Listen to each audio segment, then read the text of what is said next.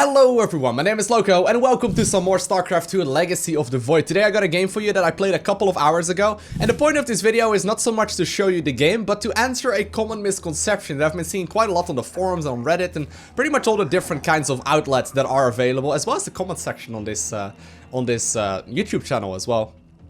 For the very fact that I've been seeing people comment that early game aggression in Legacy of the Void is not actually a thing anymore, because Chrono Boost is gone. You know, you can't actually Chrono Boost that anything anymore. There's no more mules, so Terran really can't support very much, and there's 12 workers that everyone starts off with, so for the most part it's just gonna be impossible, right? Well, this is a game that I played that will very quickly show you that that is not true, okay? So in this specific game, I'm up against a Terran player. This is actually a tournament match, which is one of the new modes in Legacy of the Void. And my opponent decides to go for the absolute cheesiest of cheesiest build orders. Because as you can see, he is making a bunch of barracks on my side of the map. And you gotta keep in mind, he doesn't actually have any reason to go for an orbital command. He doesn't actually, use any of his energy on a mule. And he doesn't actually produce any more SCVs. However, he is able to throw down a bunch of barracks. And after playing this game, I was like, oh my god, it is actually possible to support exactly 4 barracks, make them, and actually then also have enough economy to still make the supply depot and to produce non-stop marine. Okay, so just look at this for just a second. I'm not saying this is imbalanced, I'm not saying that this is overpowered, I'm not saying that this is something that shouldn't be in the game, but it should very clearly show you that early game cheese is most definitely still possible in Legacy of the Void.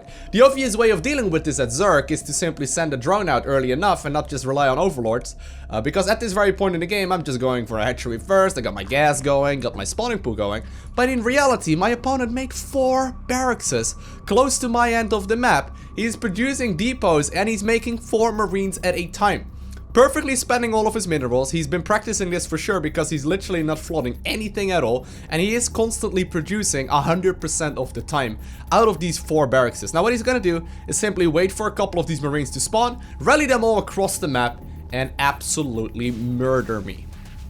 So, I played a very standard style right there, did not realize that my opponent was playing a little aggressive, and it turns out that Zerg cannot deal with this whatsoever. Even if I would have scouted this, honestly, it would have been a pretty difficult way of winning the game. I mean, I'm not even exactly sure what I would do if I would scout this early enough, because he's just rallying non-stop marines. But at the very least, this should show you that it is most definitely possible to go for early game aggression, even after the mechanics changes, and even after the worker changes that they've introduced as well. I mean, maybe if I would have gone for some quicker roaches and tried to actually, make units in time, I would have been able to hold this.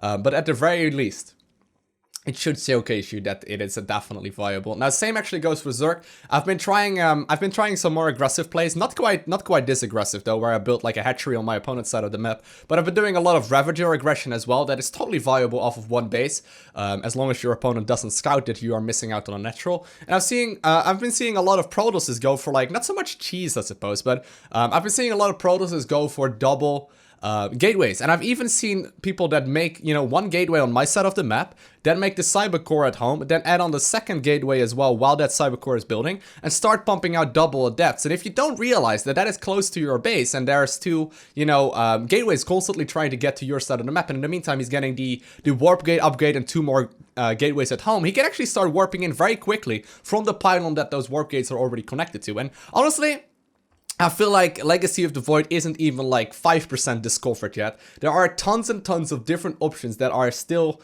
to be discovered. But at the very least, this should answer your question or the misconception that early game aggression is definitely still a thing in StarCraft 2 Legacy of the Void. I want to thank you guys all for watching. Have an amazing day. Do not forget to smile. And I'll see you in the next one.